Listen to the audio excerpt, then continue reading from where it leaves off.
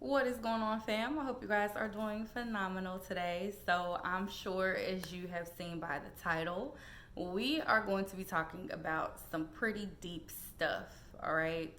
So, I'm going to give the disclaimer if any conversations pertaining to things like abuse, mistreatment, mainly abuse, we'll just say.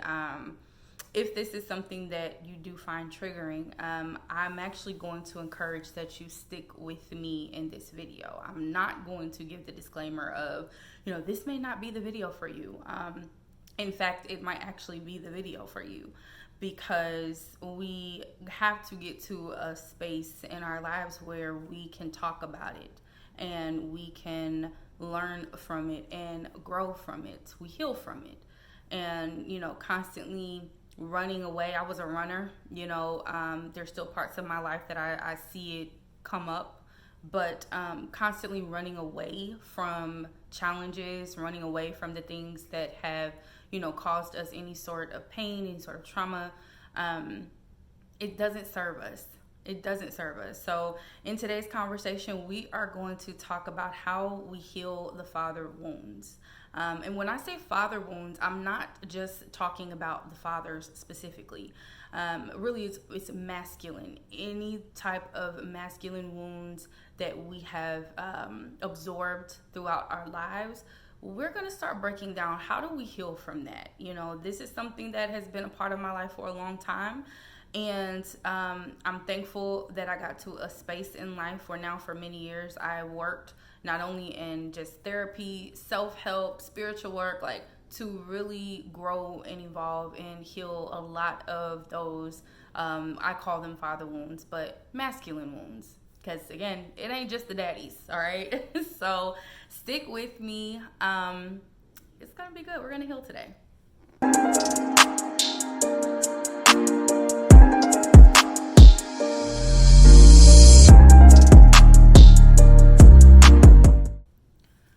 So I think the first thing that we need to tackle is understanding. We need to understand. Now, we all have history. We all have stories. We all have experiences, whether it be from childhood or we could have had great childhoods and, some things took place in our adulthood that, put us in these spaces where we started absorbing wounded masculine energy, and therefore, it has now affected our masculine energies. Now, if you don't know, just to kind of give a quick, I guess like history, men and women have both masculine and feminine energy. It is all embedded in us. Divine, when we look at our higher source is the perfect combination of masculine and feminine energies. So being that, we are gods, we are extension of gods, in my opinion, we also carry masculine and feminine energies. Typically, women are going to express or have more of a feminine energy. They're going to be a little bit more stronger. It'll be a little bit more tapped in. Men generally would have the masculine. They would have more of that. The problem, though, is that life be lifing out here, right? So we have stuff going on. We have experiences that cause us to get totally out of balance, totally out of whack, where we can be so far in our masculine or so far in our feminine that we start seeing the imbalance manifest itself in many areas of our lives. And so when we talk about wounded masculine, I think the first thing we need to understand is where those wounds came from. It can be as simple as I didn't have a daddy in my life, right? So for me personally, I didn't grow up with my father. My father wasn't in my life, and it took, into my adulthood before I even really started to develop any sort of a relationship with him. I know that played a role, but y'all, when I finally decided that I was going to start really tackling this problem and I was going to start working on healing the masculine in me, I realized that it was way deeper than simply dad wasn't in my life, dad wasn't in the house growing up. Like, it was way deeper than that. So when I say you want to start off with having understanding, it's a get to the core, get to the root. Sometimes it ain't the surface leveled, you know, he mistreated me. Sometimes it's deeper.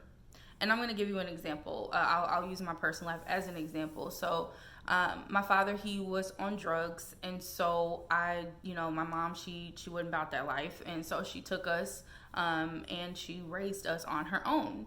And so, I remember her, trying to have men like in her life, but I honestly, now that I'm an adult and I really looked at the situation, I totally understand that, she had a thought process more of it was safer for her and her girls, because we were all girls.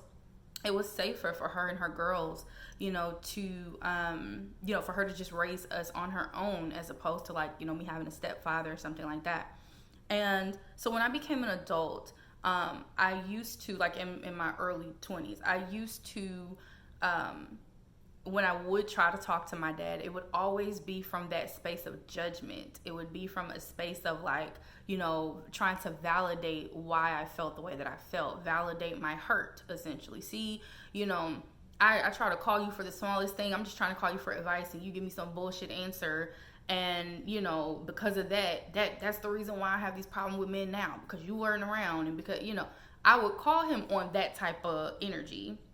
And it was not until I was about 26, 27 years old. And mind you, I have been in therapy since I was 18.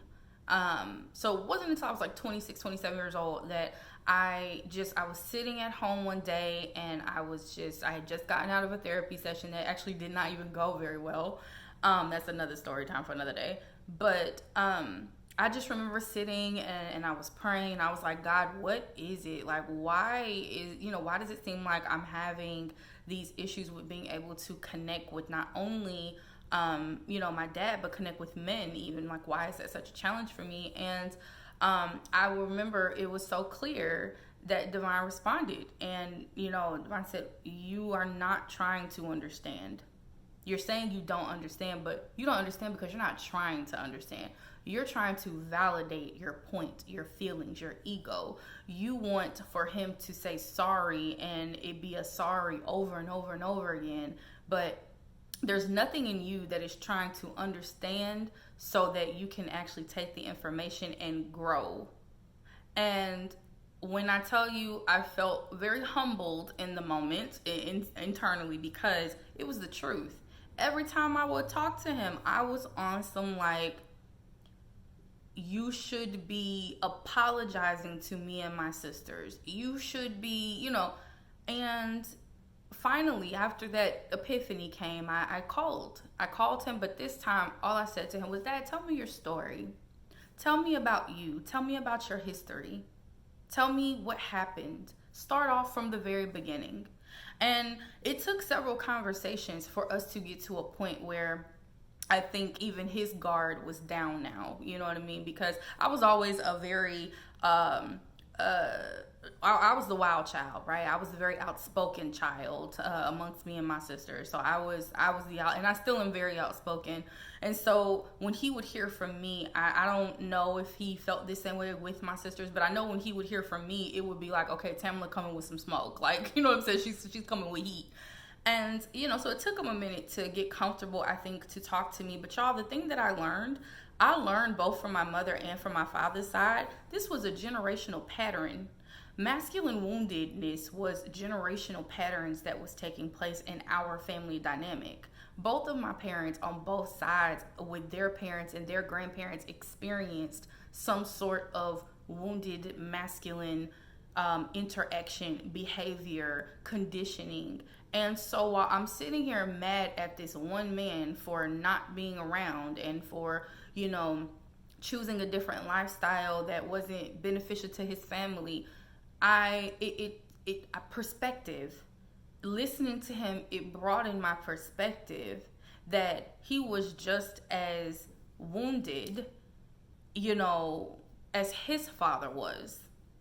And he didn't know too much about his father, my great-grandfather, but, the mothers, my grandmothers, recognizing that they dealt with things that put them in survival mode.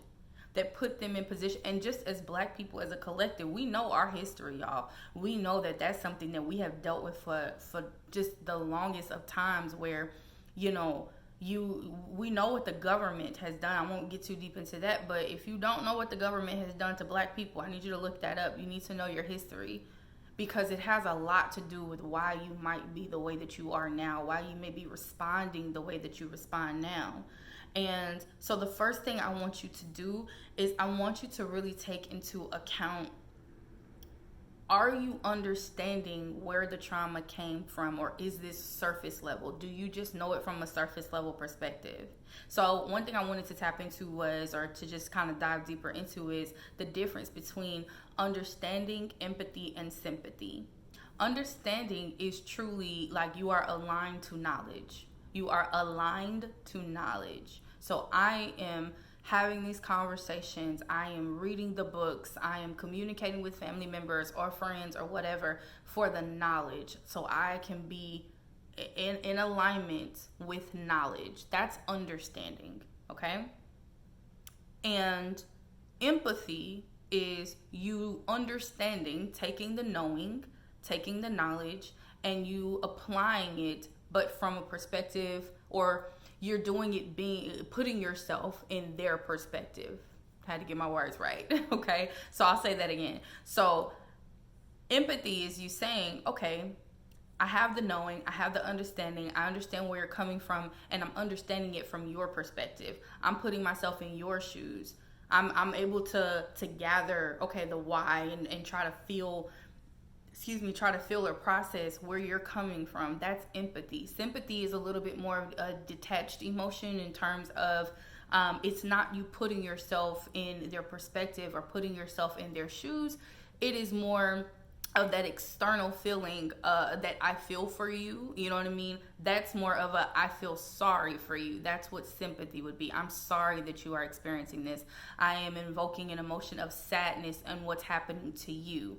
So it's a little bit more separated in terms of having sympathy for someone. A lot of times when people pass away, what do we say? I'm sorry for your loss. It does not necessarily mean that you understand and you can feel what they're feeling. That's not always the case unless you can empathize with what they're experiencing, you know, if there was a loss. So I hope that is clear, that understanding, empathy, and sympathy are very different. And so when you are working to heal your masculine wounds, you want to make sure that you are properly assessing, you're properly identifying what feelings or what should go where. And what I mean by that is this. Abuse, for example. I have dealt with abuse. And by no means will I ever say or ever feel like there's a reason, a justifiable reason for abuse to take place. That is any level, any form of abuse, emotional, physical, mental, verbal, sexual. There is no regard or reason for abuse whatsoever. Contrary to popular belief, you can have understanding with the abuser. You actually can put yourself in a space of understanding what's going on up here with them, why they did what they did, why they are the way that they are. That takes a lot of maturity, though. It takes a lot of growth. It does. It takes you putting yourself in, like, you can't be a victim when you get there. When you start trying to understand it, that means that you have already done the work of recognizing that abuse was not my fault. That abuse, I don't care. I could have cussed you out up and down, left and right. You know what I mean? Now, that's verbal if it's something that's repeated. Let me just say that, okay? So it's verbal abuse. If that's the way you communicate with people, you need to work on that. So, but, you know, what I mean essentially is that whether you are the abuser or you were the one that was abused, it's never a justifiable excuse or reason to do it. But you can understand what is happening. You can understand why it's happening. And not sometimes, that is necessary when it's time to heal. When it's time for you to heal. And I've been on both ends of it. If I'm being totally transparent, you guys, I went from being an abused person to being the abuser. I started becoming the abuser, and I didn't recognize that I was doing it until closer to the end of the situation that I was in. And in my mind, I justified it because I said, well, you know what? I let you do this to me, you know what I mean? So for so many years, it's my turn. That was my reasoning. Ain't no reason. Ain't no good reason. There isn't. And I can say that from both accounts, you know? But it took, like I said, it took therapy. It took the self-work. It took all of it. It took spiritual work for me to get to a space where I had to recognize that I never knew or never took the time to try to understand why that person was doing what they were doing in the first place. What was going on in their minds? What was going on with their spirit? What was happening? What were things that they were battling and dealing with that they just weren't saying or sharing? And the only way they knew how to get it out was by lashing out, was by using being manipulative, being controlling with other people. And 26 is 27 is around the same time as, you know, my the situation that I had, you know, where my dad and I started to reconnect. That was when I really started to recognize, and by that time I had been out of the situation, the abusive situation, but you know, it still was something that I could apply, and I could ask myself, why? Try to understand the why. So whatever your situation is, try to understand the why first. Try to understand if you have a family dynamic where you feel like this contributed to why I am sitting in wounded masculine now. Okay, I'm aggressive. I've been called so, y'all. I've been told so much, but you know, I'm aggressive and I'm disrespectful and I'm always hard and tough, and you know, I don't talk soft, or you know, I'm constantly trying to go to war with somebody. Like those types of character traits, they would come out, and some of them were very true for me, but they would come out because I'm operating in an unbalanced, in a very wounded space when it comes down to showcasing or tapping in and working through my masculine energy. So if you find that you have any of those types of characteristics, where do you feel like, okay, I've been told way too many times that I'm too hard, you know, I'm constantly on go. I am constantly in this space of fight or flight. I'm always in survival mode. I'm always feeling defensive. I feel like I have to control everything. My ego, I had a big she-go. My ego is out of whack. Like when those type of things, if those are the things that you are feeling, you are probably dealing with a wounded masculine. I'm pretty sure you knew you were if you tapped on the video in the first place, you know, and you need to understand where all of that stuff came from. So I have a journal prompt for you. I actually have an activity for you to do. It really helped me. I want you to write down the names of anyone that you feel has hurt you and or has mistreated you in any sort of way, but they did it and they were operating from their wounded masculine. Because just to give you a quick disclaimer, or not a disclaimer, rather, I'm going to see if I can find it real quick. I saved it specifically for this video to help you with really identifying the difference between a wounded masculine and a divine masculine. This helped me tremendously, and it's something I keep it on my phone just as like little reminders for me, because as I said before, y'all, this is a work in progress. This is not something that you just work on a couple times, one time, and before you know it, you know what I'm saying? Especially if you've been dealing with this for a long time, it may take time for you to get your masculine back into balance, okay? And that's okay. Don't let nobody rush you. Don't let nobody tell you you're not feminine enough, or, you know, you should just be submissive and you should just, no, go in, then go up. That is my motto in life. I go in, meaning I consult with me first, and I consult with my higher power. I make sure this is aligned, and if this is aligned and saying you're on track, it does not matter if anybody else feels like you should be more feminine today. That ain't what we on. It don't matter. Okay. So anyway, so to just help you in terms of understanding the difference between your wounded masculine versus your divine. General characteristics or qualities, energetically speaking, a wounded masculine would be aggressive, easily offended, very competitive, aligned with their ego, success driven, and there's a caveat to that. I'll touch on that in a second. Defensive, over controlling, extremely selfish, very withdrawn in their emotions. They are very much so stuck in their head. They're always in their head, okay? They refuse help. They refuse help. That was one of my problems. They are spiritually disconnected, okay? Spiritually disconnected. Divine masculine energetic qualities generally look like they are encouraging, they protect, they're guides, they have clear, inspired action, they have clear communication, they are responsible, they are very expansive in their vision, they are aligned spiritually, and they are aligned with their work. So essentially basically saying like you are aligned with your purpose. You're aware of what it is that you were called to do and what you were called to be here while we're here on earth. They are honest and direct, and it is laced in love and humility. Another caveat, they are uplifting. They're very uplifting. They are strong. They're strong-minded. They know how to properly communicate and express their emotions, and they're disciplined. So though that little segment were things that helped me when I was first, kind of navigating through this. And when I sat there and I looked at it, and it's way more than that. These are just like a few of the kind of high level qualities. There's way more than that. But what really helped me was that little reminder of ask yourself, which side that you're on. So in terms of the activity that I have for you that really helped me was take a look at that and then ask yourself, in those moments for those people that I feel like have hurt me, identify some of the emotions, identify some of the qualities or the characteristics that were taking place in those moments. So if you had an ex, let's say, you have a boyfriend or a husband or someone that you felt like has harmed you, how did they harm you? What was happening? What were they doing? What energetic quality, not the physical, what were they doing? Energetically, what were they doing? Were they very ego driven?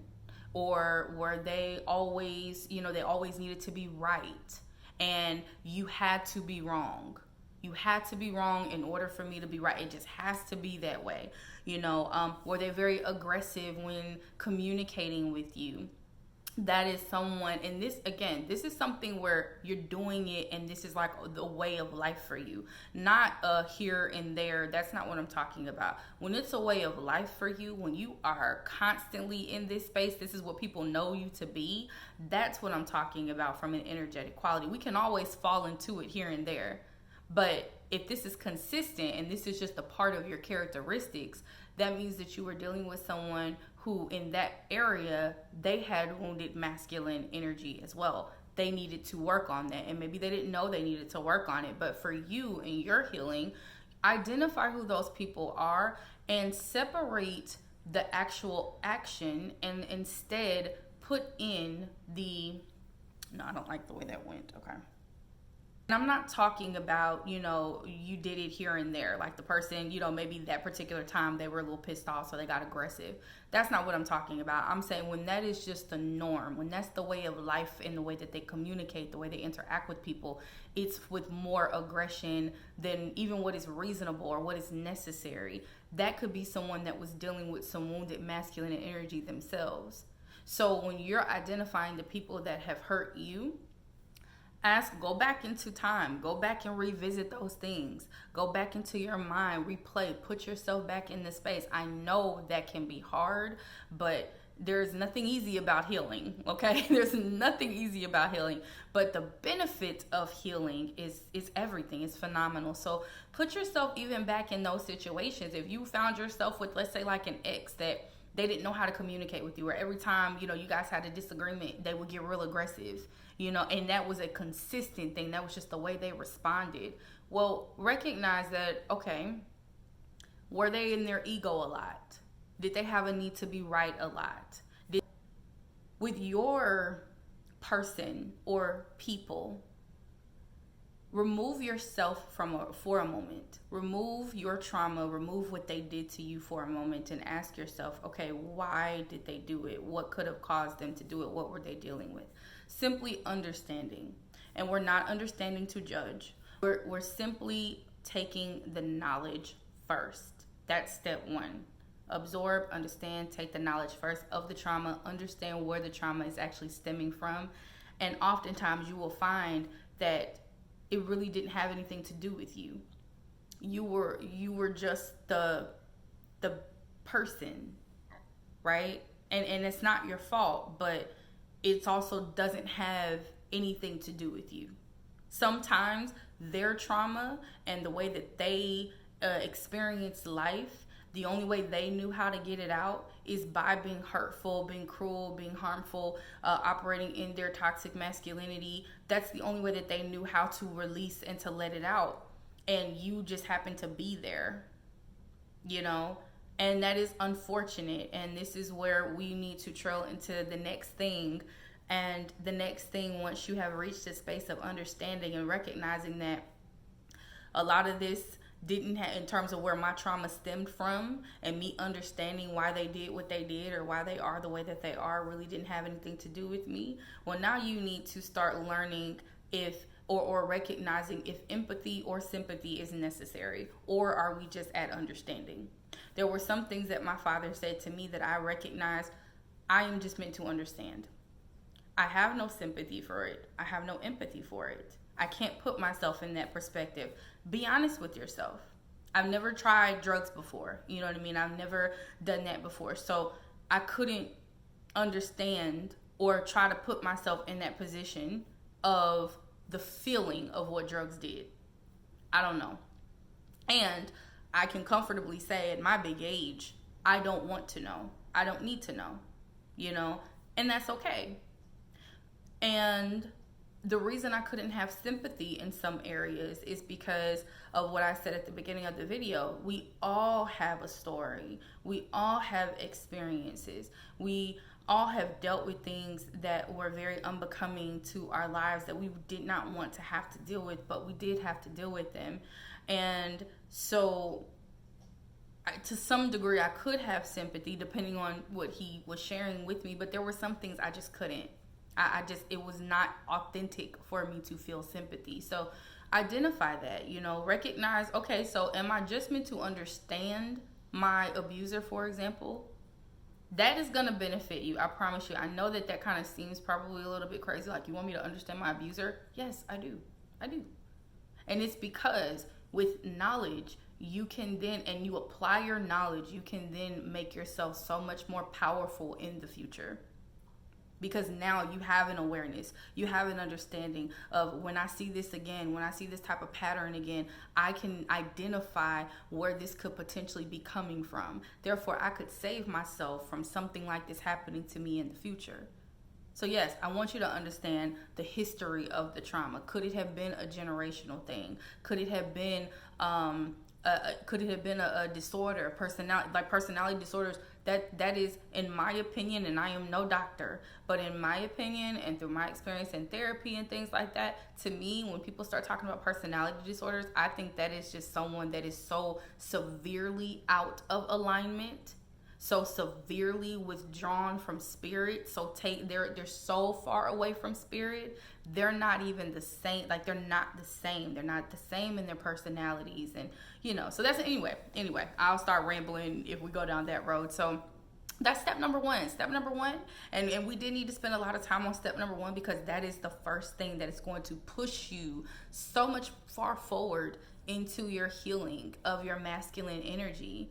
And the next thing is, once you've identified, do I need to just understand? Do I just need to empathize? Or do I need to have some sympathy in there as well, depending on what's happening, what has happened, who it is that I'm dealing with? Forgiveness.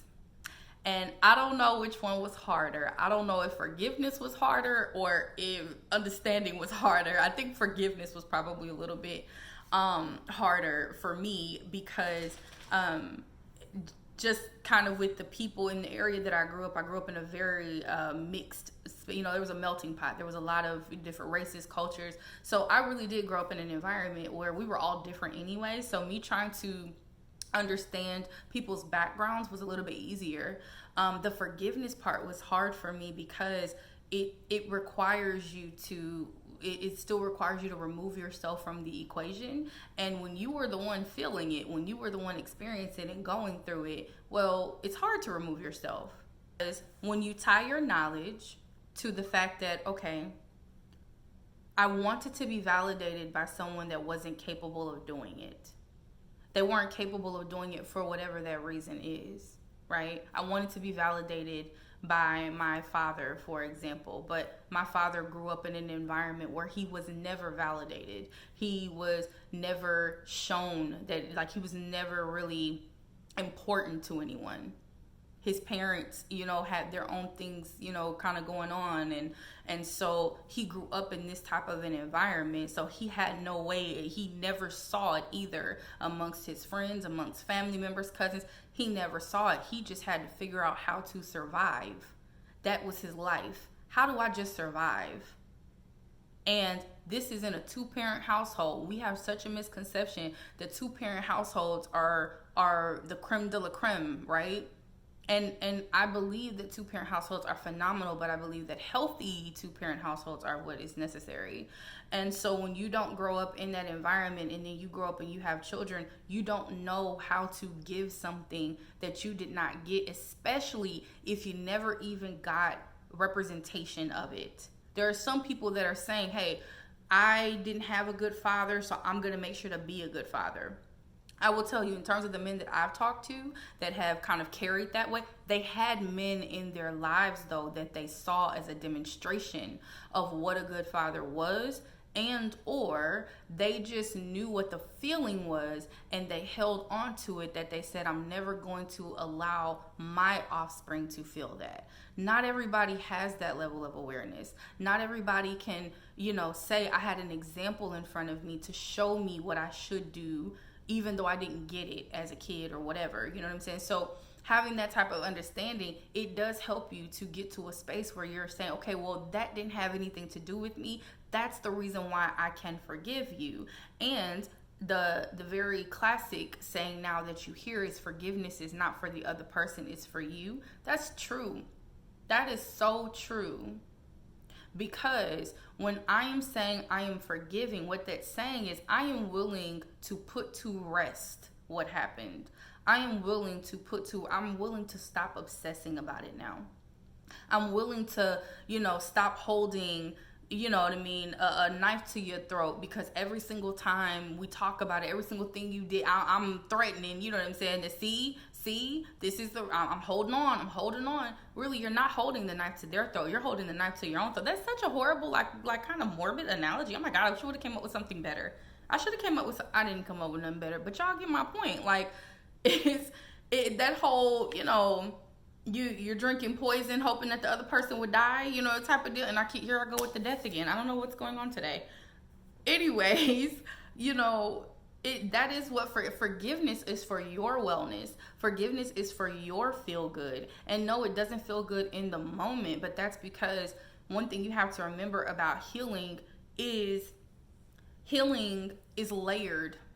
Healing is not just a one and done, you know what I'm saying? No, healing is layered. So forgiveness, more comes after forgiveness, and that is all to your benefit. That's all to but even if the other person feels like they have received your forgiveness and so they feel good, there's still more work to be done. So you have to forgive. You have to forgive. Like, that's a non-negotiable for your wellness, for your healing. You have to forgive. You have to. And how do we forgive?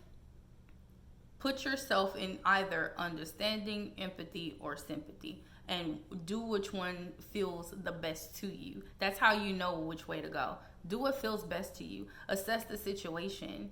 Assess the circumstance of what happened and ask yourself, do I simply need to understand what I said before? Do I simply need to understand what happened? Do I need to try to put myself in that person's perspective to really gather that deeper level? And then I can empathize and express some forgiveness. Should there be some sympathy? I'm sorry that this happened to you. I'm sorry that you experienced it. And maybe that leads me to forgiveness. It's different for everyone, but it can all lead you to the same space of saying, hey, I'm going to put this to rest now. We've talked it out. We've hashed it out. I have cried about it enough. I've been angry about it enough. I've been to enough therapy sessions. At some point, you have to put it to rest now. That was something that I told myself when I left the abusive situation that I was in. I was in therapy for a year straight, and I told myself, and the year just happened to be the time, but I remember telling myself, like, you know, I will not allow myself to go years.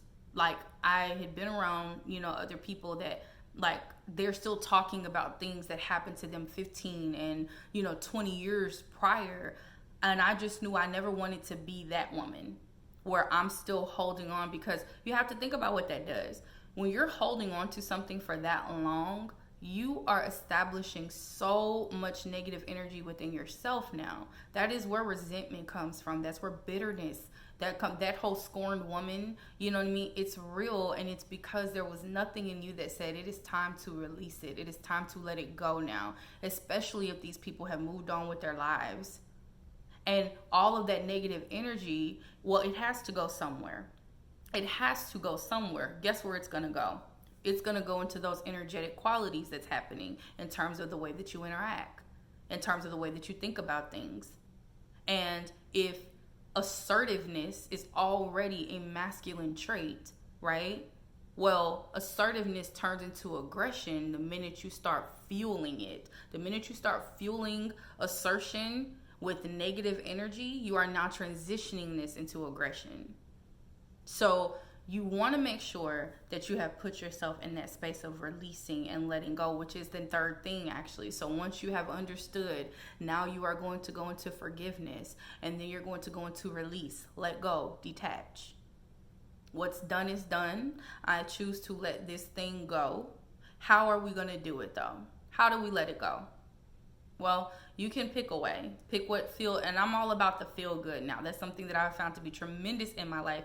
When you start doing the things that feel good, that's how you know that you're in alignment. I'm a firm believer that divine is only going to place things in your spirit and in your direction that feel good to you. God doesn't want you feeling bad. That's one of the things that I don't particularly agree with in terms of some of the things that are in the Bible. I feel like the way that the Bible views God is from a very sometimes negative connotation, in my opinion. I believe God is actually very loving. I believe that God is very fair. I believe that God is truly, and I'm not saying they didn't say this in the Bible. That's not what I mean. But what I am saying is the things of God is just letting all this bad stuff happen to you. No, ma'am. You're letting all this bad stuff happen to you. That's the truth. You're letting all this bad stuff happen to you because you won't let go. Because you want to hold on, because you think holding on to the trauma, holding on to the mistreatment is somehow going to justify. You're going to be justified in some type of way. It won't. I'm here to tell you it won't. It will never happen. You holding on to what someone did to you at 12, you are just holding on to it for the sake of keeping the story. And a lot of times we get so comfortable. It's something I would tell. I used to tell my husband all the time. I said, and I still say it sometimes. But you know, I tell him, you know, you either have, like, people get more comfortable in their familiar hells than they do in an unfamiliar heaven. You know, and it's true. We all do it. We all have these spaces where, you know, I know this is horrible. I know this is uncomfortable. I know I shouldn't keep obsessing about this. You know, I know I want to change, but this is more comfortable because at least I know it. What I don't know on the other side, yes, there's a potential that it could be better. Yes, there's a potential I could have a better lover, better friends. I could have better relationships with my parents. You know, my money would increase. But because there's so much unfamiliar and unknown on that side, I'd rather sit in my familiar hell. I'd rather sit here. This is more comfortable to me because I just know it. That's the same way with the stories. And again, what are we doing though? And how is it tying into our masculine wound, into our father wounds? Is because we are taking the traits that are naturally good traits, naturally divine traits, and now it is being amplified with so much stored negative energy in us that we have not worked through. So therefore, we are totally out of balance. When you think about things like money, for example, or working, that was another issue that I had. So because I saw my mother, be a single mother. She worked all the time. She was in constant survival mode. I grew up in constant survival mode. And if I'm being totally transparent, I'm just now, within, let's say, the past 2 years, I'm just now transitioning myself out of survival mode, and I can comfortably say I'm in thrive mode now. The difference, though, is I had to realize that even my masculine energy had something to do with that, because the masculine is driven. The masculine is going to put you in the space of the doer. But if you are in overdrive of that, if you are the fixer, if you're the one that always has to have the answers to the problems, you don't want no help. That means that masculine is in overdrive. Where did it stem from? For me, I noticed the generational pattern. Every last one of the women, the matriarchs in my life, in my lineage, all of them worked more than one job at the same time. They were the providers. They were the protectors. They were the end-all be-all. They were the go-to. They were the ones that, and whether they said it or not, you can't rely on a man, that was the pattern. And so what did I do? I fell in line. I fell right in line. Can't depend on no man. Get out there and grind. Get out there and get your money. And again, to an extent, nothing wrong with it. But when it's to an extreme where you are now burning yourself out, where you are now having conflict with other men simply because, especially when you get around divine men, which we'll talk about that in a minute, but when you get around divine masculine energy, for example, and I know I'm using men, but just to make sure you guys know, as I said at the beginning of the video, masculine and feminine live in both. So it can be women that have even caused or contributed to our masculine wounds in my life, and they didn't do it, consciously. They didn't do it maliciously or knowingly. They just did it because of how they lived. But it was women. For me, it was women as well that I recognized, okay, in watching your patterns, that helped to contribute to the development of why I am out of balance in my masculine. And again, it's not on purpose. It wasn't, that wasn't abuse. But it does happen. So it can be a man or a woman that is contributing to this, but ultimately it's still your responsibility to heal it. It's still your responsibility to get yourself back into alignment. So, as I was saying with, survival mode, for example, that's one of the main ways that you'll know that you are in a wounded masculine space. And where does it stem from in your life? Where did it come from? Did you see, people working, overworking, constantly tired, constantly on go, always have to have the answers? Did you see a lack of safety or a lack of security? That was another one for me. Security was not a big thing. It wasn't there wasn't a lot of security in my life. I didn't feel it. And so that was something that I struggled with for a long time. So the only way I knew how to keep myself as secure as possible is by overcompensating and overworking. If I overwork, and I always have a means to have money coming in, and I burn myself out to pure exhaustion, then I can make sure I have some level of security, because I can't trust other people to help me build security. And, so it's like, and when I tell you guys, it's so layered, and you have to spend the time to really go as deep as you possibly need to go in order to dig the roots of the tree. Seriously, you got to get down to the roots. Get down to the roots. And this could be a great grandfather, you know what I mean? Or it could be something less layered, and it could have been, I made a bad choice with the partner that I picked when I was a teenager, and I just kept repeating it. I kept repeating it. It could be that. You have to find, that out. But once you have found that, I don't want to double back. We got to move forward. So once you have found, though, what that is, and it's time to let go of the story, it can happen in a couple of ways. For me, I honestly just chose to let go. Every single time the histories would come up, the negative thoughts would come up, anything that reminded me of, any sort of trauma that I had experienced, I would verbally say it if I was able to, and then if not, I would say it in my head. I let this go now. Nope, I'm not wasting my time with that no more. I let that go. I already forgave that. That was another one that was real big for me. I already forgave that. Why are you thinking about that, girl? You already forgave that. I let that, and I would literally, gesture and all, push it away from me. I let that go now. That's no longer mine now to worry about.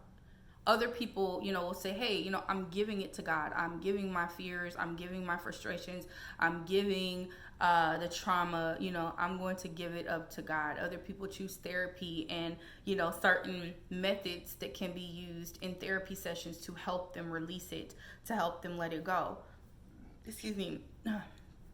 There are certain, rituals that you are able to do that can help you let it go. They have the cord cutting rituals and the burning rituals of, I wrote it down and, I've said, hey, I release myself from this, and this. You take that piece of paper, you fold that thing up, burn it. Burn it and throw it away, throw it in the ashes, flush it down the toilet. There's so many ways that you can choose to release and to let go. And again, for everybody, it's not going to be this practice of I do it one time and then everything is done. It may take some more time. This is where you give yourself grace. This is where that understanding has to apply to you too. It isn't just understanding the other person or where maybe the wounds came from. It's also understanding that you yourself are human and you have to deal with your own feelings as well. And it's okay for you to feel your feelings. It's okay for you to be high and happy in terms of high vibrational, and you're feeling good one minute and then the next day because a thought crept in or you had a reminder of something, now you don't feel well. It's okay to feel it all. Wounded masculine will tell you it's not okay. Wounded masculine will tell you don't need to express those feelings. You withdraw and you keep busy. Don't think about it. Just get to work. That's what my wounded masculine would do to me all the time. And even that, y'all, when I tell y'all, I got so deep into this to where I started, that's another thing. I separated myself from it and I literally made wounded masculine its own entity. That's what my wounded masculine did. I don't even associate it. We're not one anymore, And so you have to let go. You have to let it go now. You don't need permission from anyone to let it go. If you need assistance, get the assistance that you need. Talk to the trusted people in your life. Get on social media and talk to strangers if you need to. Just pick your channels. But it's, you don't want to go into a negative channel trying to, let some stuff go. But find counsel. If you don't have people in your life and, maybe therapy is not something that you're comfortable with or that you can afford, that is what self-help books are for. That's when you get online and you say, y'all, I was so thorough with it. I would print off worksheets for myself. I used to be at work doing worksheets, self-help worksheets to get myself back in alignment, to get rid of this wounded masculine energy that I was carrying for years. Still a work in progress. And if I find them, I'm going to link some of those worksheets that I did in this, at the bottom or in the description box or something, because they were phenomenal. They were so helpful, but I was so, I knew I had to get to a point where I had to I had to shift now. I knew that, I had to be in a lot more balance because the wounded masculine, it was really starting to take a negative toll on my life. I was developing a lot more aggression as I had gotten older. I was starting to, withdraw more emotionally. I was so, I was just not emotional. I didn't care. I was so detached. And as an Aquarius, if you know anything about zodiacs or if you're into astrology, it can actually really be dangerous, depending on your astrology or your astrological sign, because if that's something that you kind of naturally have anyway, and then you go and layer it on with trauma and wounds, you walk in dangerous territory. And so it took me a minute to where I'm like, okay, well, how far could this go? Could I go so far to where now I'm detached from my child? I'm detached from people that I love and that I care about. I'm emotionally disconnected from them. Start asking yourself those type of questions. That's why you gotta forgive. That's why you gotta let go, because your life is so much bigger and greater than whatever that trauma was. It is so much bigger than that. And we will hold on and we will give so much power to people and to situations that have hurt us or that have caused us to be hard, that have caused us to be aggressive, and emotionally withdrawn. We give more power to that than we do to the future versions of ourselves. You anticipate to live a very long life. Ask yourself, do I want to be in my 50s if you're not already in your 50s? I'm not in my 50s yet. Do I want to be in my 50s still harboring, still holding on to these things, still having these grudges? Do I want to be categorized and people interact with me and wonder, why is she so mad? What's she so mad for? I didn't want that in my 50s, in my 60s. I didn't want that. And you have to start asking yourself, like, do you want that for yourself? If you don't want that for yourself, understand the wound. Where did it come from? Why did they do what they did? Forgive them for it. Forgive yourself for it. Forgive yourself for even allowing it to happen in your life in the first place, for not knowing the things that you didn't know what you didn't know, or you did make a mistake. You picked the same dudes 3-4 different times. It's okay now. It's okay now, because now today you've decided, I want to do things different. I want to be able to have more self-awareness. I want to be able to notice the patterns now. I'm going to take more time now. And then let it go. Whatever happened in the past, we let that go. We're not going to let that dictate what's happening today and what's going to happen tomorrow. And should something come up, we're going to give ourselves grace. We're going to give ourselves that understanding, that empathy. We're going to do all of those things with the understanding that, hey, every day it's going to get easier for me. Every day I'm going to choose to release that. Every single day I'm going to say that doesn't belong to me anymore. That don't belong to me no more. All right? Y'all, it's so funny. I thought I was going to need my notes. I remember, but then I forgot. So let's see. All right, so we were at release. We are releasing. We are letting go now. We are detaching. So when I had mentioned detachment, for example, detachment is not a bad thing, okay? Detachment is not a bad thing, but unregulated detachment is a bad thing. Unregulated detachment, and this is what it looks like. When you have no understanding, when you don't care, when there is numbness, when you are numb now, when you don't have any sort of connection, that is how you are unregulated in your detachment. A healthy version of detachment is understanding, okay, I see where you're coming from, but I know that has nothing to do with me. I understand that, maybe let's say you found your abuser didn't change. You know what I mean? We some years in and you still doing the same BS to just somebody different. Detaching is, okay, I recognize and I understand why you do it. I understand that you never healed the stuff that was going on with you. That's the reason why you did it to me. Now you're doing it to her. Now you're doing it to her. Now, whatever. I understand it, but I also know now this has nothing to do with me anymore. I released you of it. I released me of it. It ain't got nothing to do with me. Like when I tell you minding your business is such a beautiful, it is so powerful when you mind your own business and when you remember the things that have something to do with you and don't have something to do with you. That's a beautiful combination when you're trying to detach from those wounds, the things that have caused you to be out of balance in your masculine energy. It's beautiful. It's beautiful. You have to detach. And for me, the easiest way that I learned how to detach, I would always ask myself the question, does that have anything to do with you? And some people may look at that and say, well, that's so selfish. That's not being understanding. No, we've already been understanding. We did that first. I was already understanding. I was already empathetic.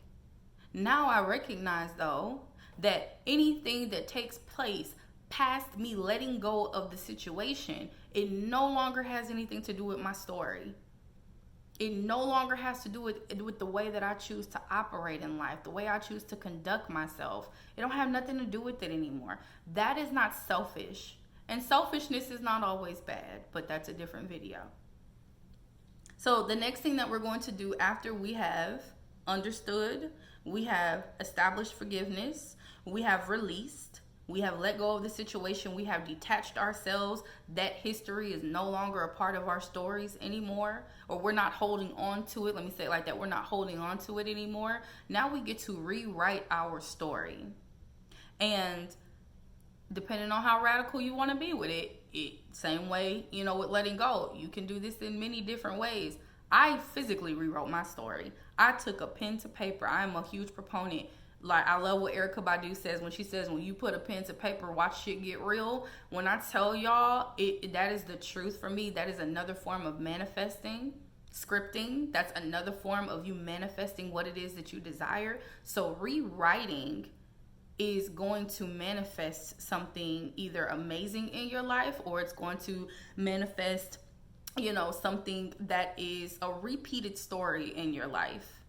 And so for me, when I recognize, like, okay, I know why I am the way that I am. I know why I have been established as this hard, difficult woman, and I am aggressive and all that. I understand now where it came from, and I've gone through the trauma. I've worked through those things. I'm ready to rewrite my story. One of the things that I would rewrite was, I have the power of discernment. One of the things that really was an impact or a negative impact on me was I did not have strong discernment. I was not trusting my intuition. I didn't even know she was there. I didn't even know I had intuition for the longest. And so a lot of the decisions that I would make when it came down to like my friendships and my relationships, it all came from that space of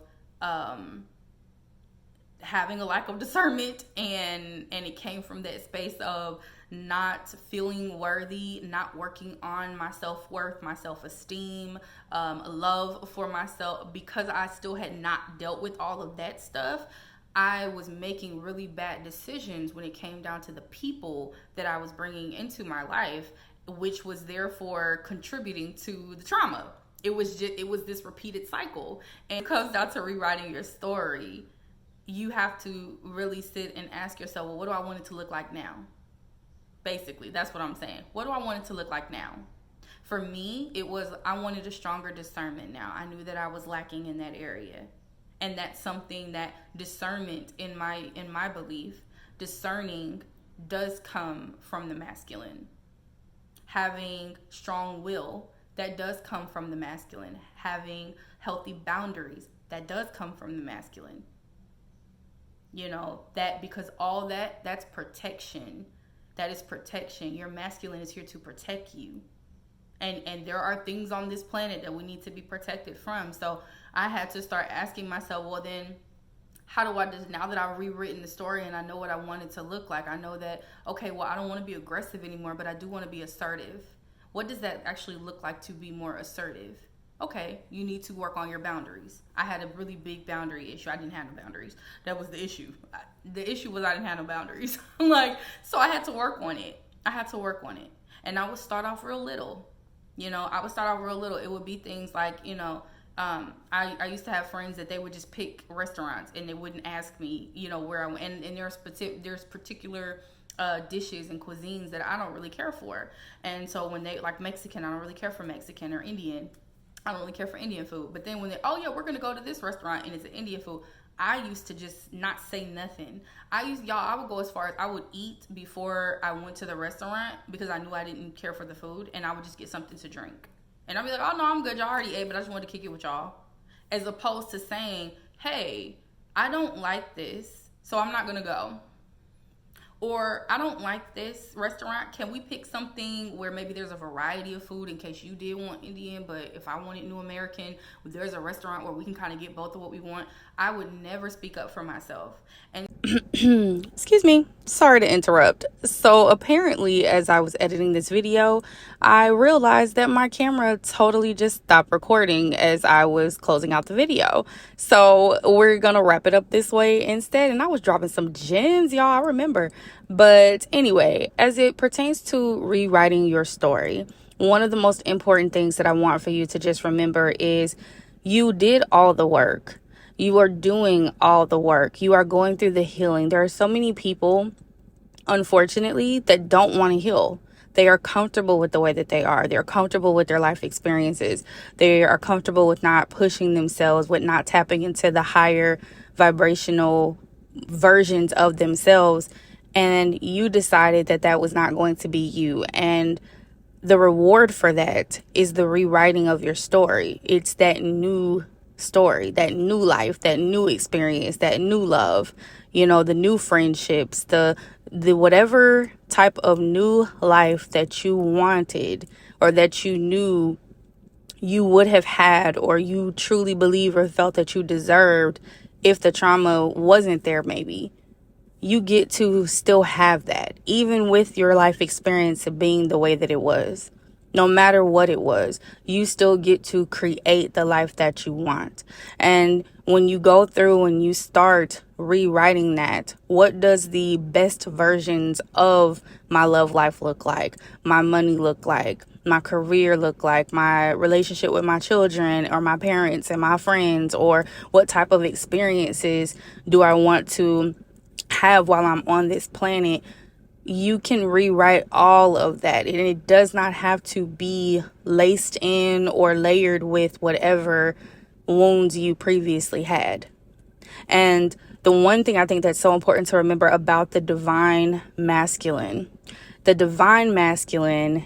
is protection.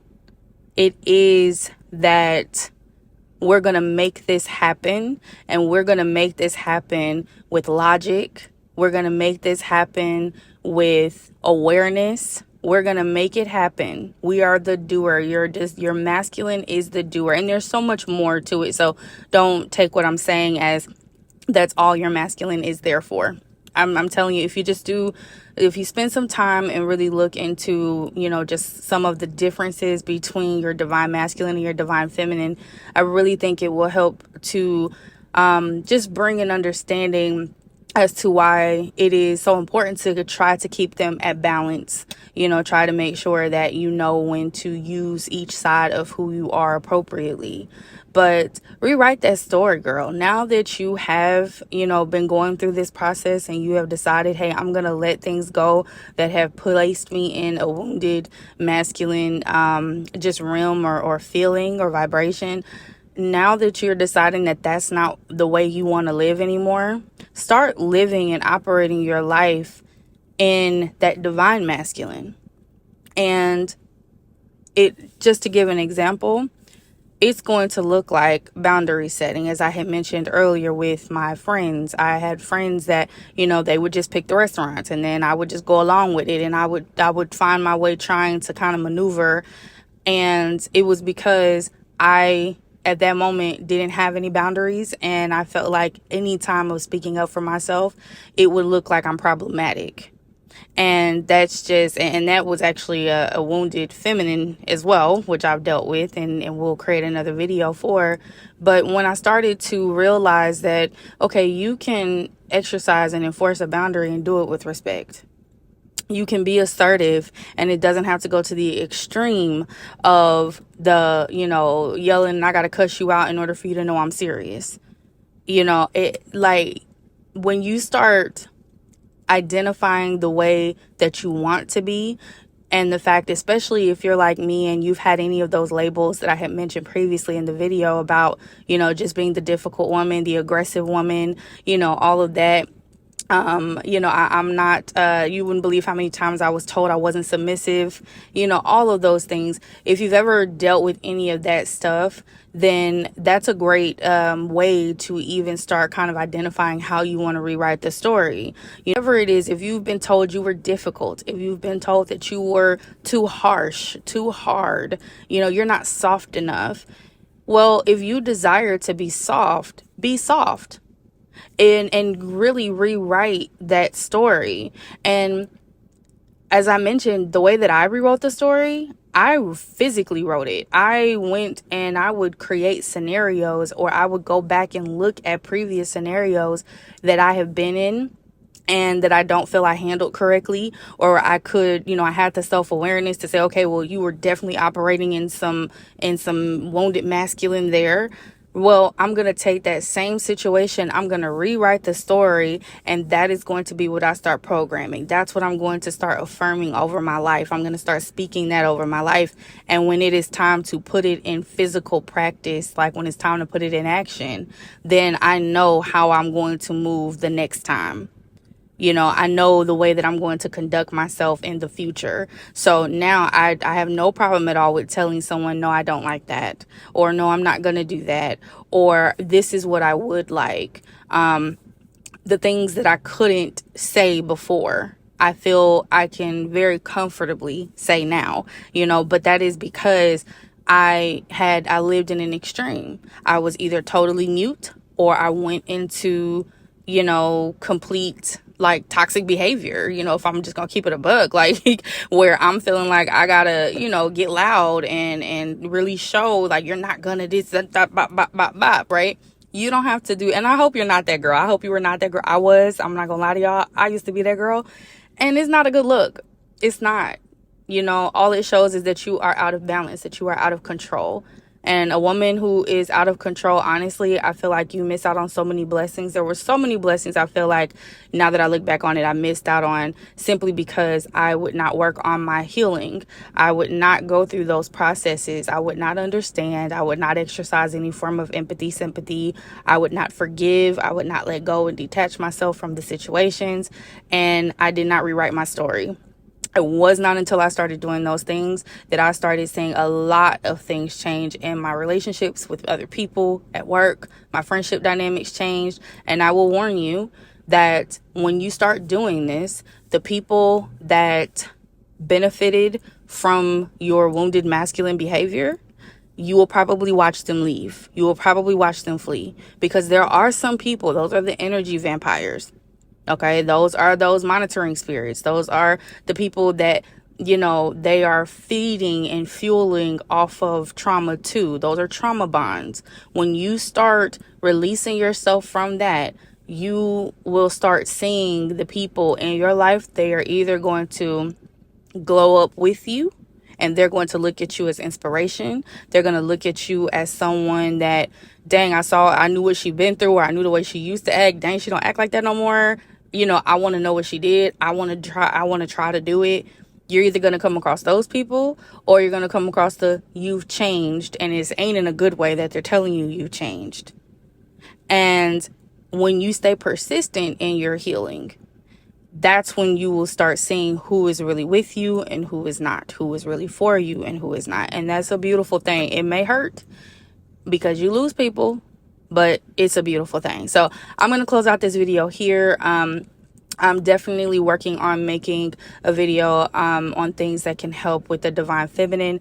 The principles do still apply because I've definitely worked on that as well, and I've used a lot of the same concepts, but there are some things that I have found to be a bit different, because as a woman, I think we also need to understand our power in our divine feminine. And that's a whole nother realm, and I'm so excited to talk about that. But I really hope you took something phenomenal from this video. If you need anything at all and I can help, feel free to drop a note in the comments, or, you know, whatever you need to do. I think the email should be in the description box. Even if you just want to chat, I'm cool with that too. Like, say, hey girl, hey, you know. But until next time, I hope you guys have a phenomenal healing journey.